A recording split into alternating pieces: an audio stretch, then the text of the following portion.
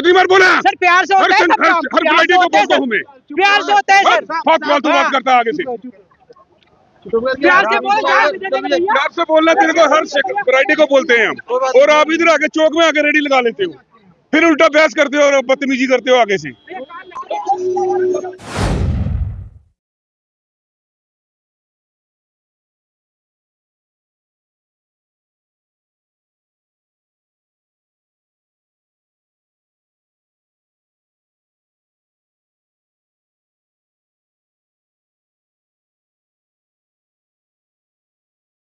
इस वक्त JNK में जो मेरे नौजवान हैं जो बेरोजगार है, इनके पास इतना टैलेंट है, ये मिट्टी को सोना बना सकते हैं। इनको मजबूर किया जाता है, इनको जानबूझकर गलत रास्ते की तरफ इनको भटकाया जाता है। यहाँ से ये लोग कहते हैं कि हमने मिलिटेंसी बंद कर दी, हमने पथराव बंद कर दिया, और यहाँ से जो है इनको मजबूर कर रहे हैं ये लोग, दोबारा आप लोग रोड पर आ जाओ। मगर इनको मजबूर किया हुआ है, इनको डिप्रेशन में ये लोग डालते हैं, इनको ज़बरदस्ती ये, फिर जब बंदा मजबूर हो जाता है वो और कोई गलत काम कर बैठता है। क्योंकि जब आप मुझे बताए, अब जिसका 5,000 10,000 जिसके जेब में होगा उसको उनके आंखों के सामने उसको खुरुद बुरुद कर दिया जाता है, तो आप बताएं मुझे वो रेडी वाला करेगा क्या? या तो वो नशा करेगा, या तो वो जाएगा चरस लेगा कहीं से, या तो जाएगा शराब पिएगा कहीं से, या तो वो डाका मारेगा। उसके अलावा उसके पास कुछ नहीं है।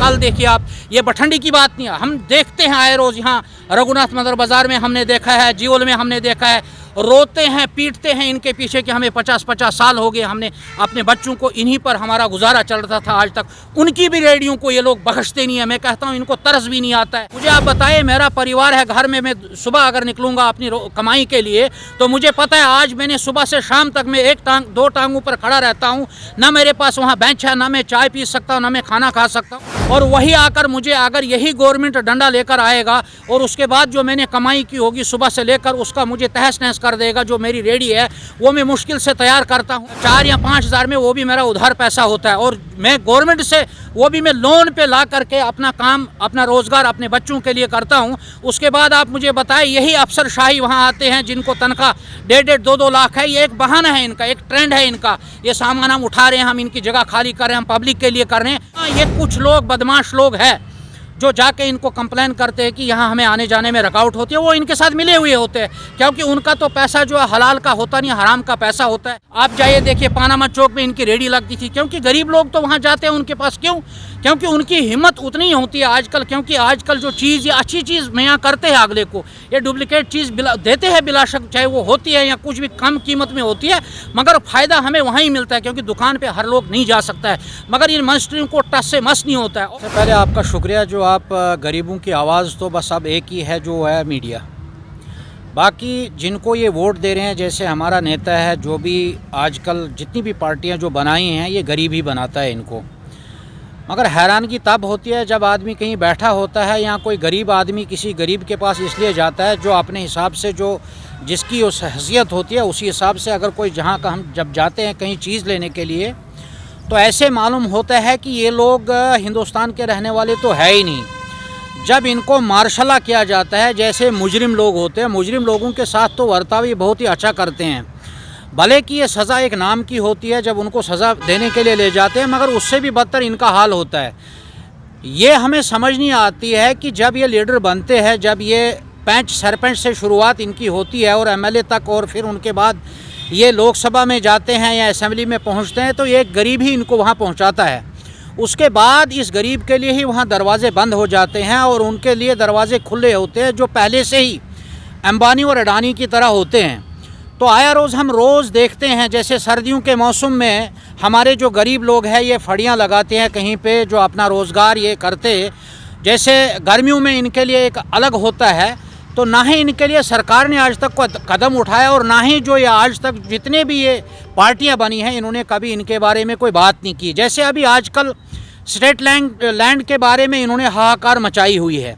अब इनको मंदिर या मस्जिद ढूंढने से कुछ नहीं होता। अगर इन गरीबों के लिए हर स्पॉट पे, हर जगह अगर एक बहुत बड़ी एक शेड बनाया जाता, ताकि गवर्नमेंट अगर इनसे कुछ वसूल करती पैसा, ताकि वो अपने फाड़ी का जिस हिसाब से इनको रेट लगाती, जैसे मंडियाँ है, जैसे नरवाल में सब्ज़ मंडी है, हर एक की मंडी अगर लगी हुई है, तो इसी तरह जो गरीब तबका था इनके लिए जो है ये रेडी वाले सबसे बेहतर है आज के दौर की महंगाई के हिसाब से।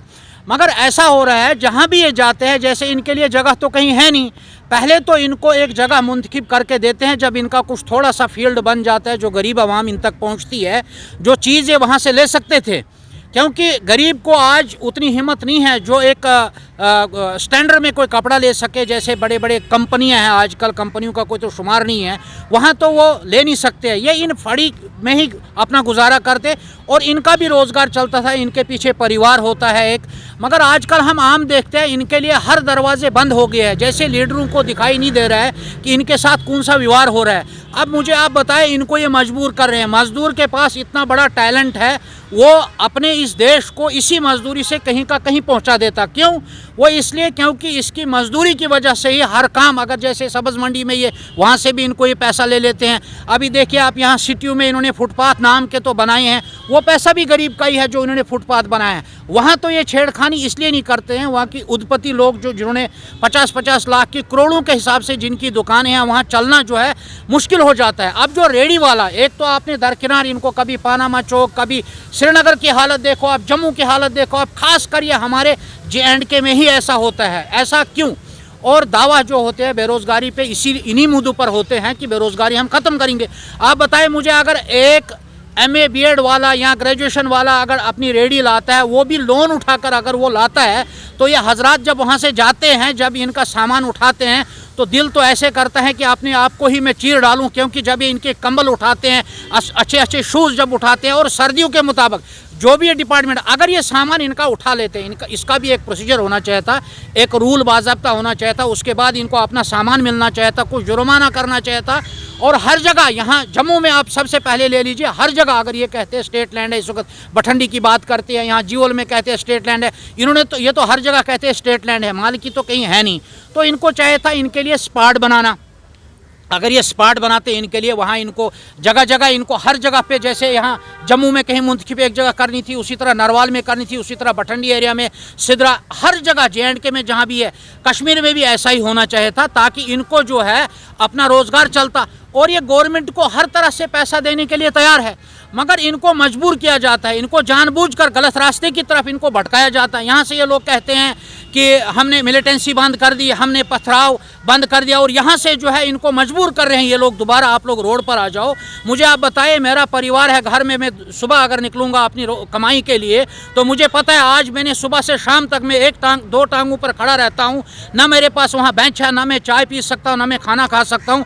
और वही आकर मुझे, अगर यही गवर्नमेंट डंडा लेकर आएगा और उसके बाद जो मैंने कमाई की होगी सुबह से लेकर, उसका मुझे तहस नहस कर देगा। जो मेरी रेडी है वो मैं मुश्किल से तैयार करता हूँ 4 या 5 हज़ार में, वो भी मेरा उधार पैसा होता है, और मैं गवर्नमेंट से वो भी मैं लोन पे ला करके अपना काम, अपना रोज़गार अपने बच्चों के लिए करता हूँ। उसके बाद आप मुझे बताएं, यही अफसरशाही वहाँ आते हैं जिनको तनख्वाह 1.5 2 लाख है, ये एक बहाना है इनका, एक ट्रेंड है इनका। ये सामान हम उठा रहे हैं, हम इनकी जगह खाली कर रहे हैं, हम पब्लिक के लिए कर रहे हैं। हाँ, ये कुछ लोग बदमाश लोग हैं जो जाके इनको कंप्लेन करते हैं कि यहाँ हमें आने जाने में रुकावट होती है, वो इनके साथ मिले हुए होते हैं, क्योंकि उनका तो पैसा जो है हलाल का होता नहीं, हराम का पैसा होता है। तब जाके वो वहाँ उस गरीब की आवाज़ वहाँ जाके देता है। खुद तो उनकी देखो आप, इनकी दुकानों के सामने इनकी गाड़ी अलग लगी होती है, इनका स्कूटर अलग लगा होता है, आदमी को पैदल चलने के लिए जगह नहीं होती है। वहाँ क्यों नहीं ये लोग ऐसा करते? एक दिन अगर ये आएंगे किसी बाज़ार में दिखाने के लिए, जो ऑफिसर लोग होते हैं उस दिन रेड लगाते हैं, दूसरे दिन फिर वही होता है। क्यों उनके ऊपर एक्शन क्यों नहीं होता है?